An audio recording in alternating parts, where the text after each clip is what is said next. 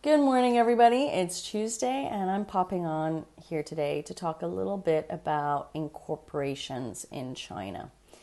There is a little bit of a stigma going around that the incorporation processes are difficult, complex, and the big question is, should we do it? Should we not do it?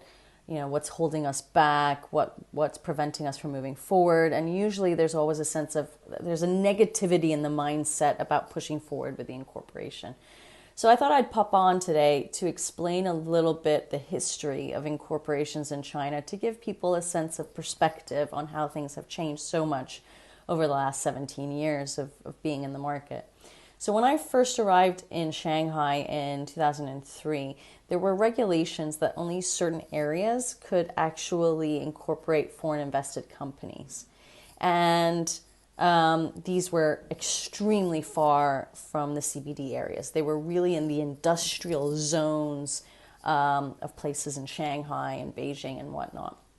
And in many instances, you were restricted by what you could do, which was why 17 years ago, we were establishing a lot more representative offices than we actually were establishing limited liability companies. Because even if you set up a limited liability company, it didn't mean that you could actually trade on your own. You'd have to go through import-export agents to do that. So now let's move forward 17 years later, where you can establish your company anywhere in China as a foreign investor. You are open in your business scope as long as you're not falling within the categories of prohibited, restricted, or in the negative list, which, mind you, is constantly opening up year on year as well, allowing more types of businesses and sectors to come in freely into the Chinese market. You can set up anywhere. There might be certain minor restrictions, but you can actually choose where you want to go, meaning that you can choose. It's not the government telling you where you need to go. And the only thing that you have to keep in your mind is the fact that we're still talking about an old-fashioned governmental system where they truly check everything when you are setting up a company. So the process in itself looks to newcomers extremely tedious and complex, but when you reflect back 17 years ago, it's faster, it's fewer documentation than it used to be. A lot can be done online, especially in the tier 1 cities. Bank accounts are probably a little bit more difficult, but where are they not difficult to open up now globally? And it's just gotten better. So obviously, from my perspective, being in the market for 17 years, I see progress, I see improvement, I see efficiencies. I see things getting a lot better compared to 17 years ago. As a newcomer to the market, you may still find all of this daunting and complex. All I can do is tell you that there's been so much change in the market for the better that it will continue to do that. And that's the only way I know how to change people's mindsets about the complexities and the requirements and the criteria. And I preach the fact that you should not be going into China with, in your mind, the idea of, I'm going to set up and I can do it tomorrow. There has to be planning, there has to be foresight, there has to be key decisions that are being made prior to actually hitting that green light button and submitting all of the documentation.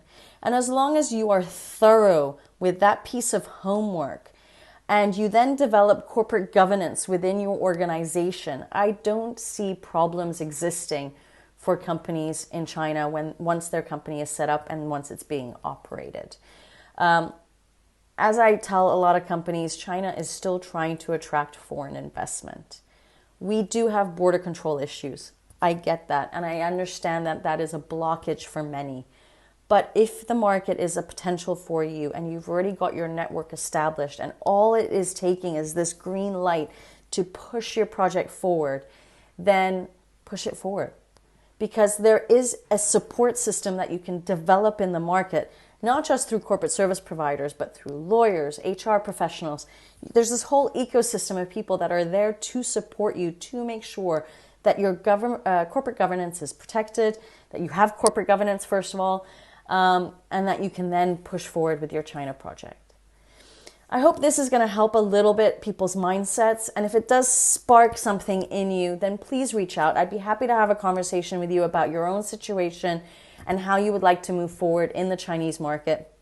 And again, if you've got any questions or doubts, let me know. I'm here to try and overcome the doubts and fears that companies and leaders are having about stepping forward. We are hitting the fall period of 2021, which means that if you are looking to get up and running and operational by 2022, you've got to start now.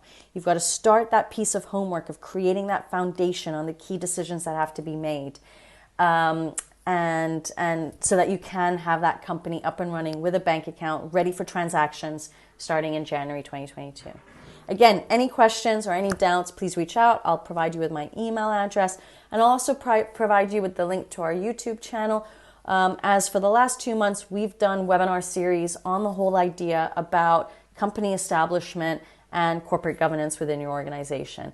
Watch our YouTube channel, watch those videos, and again, raise any questions if you have them. Have a great afternoon, take care, and goodbye.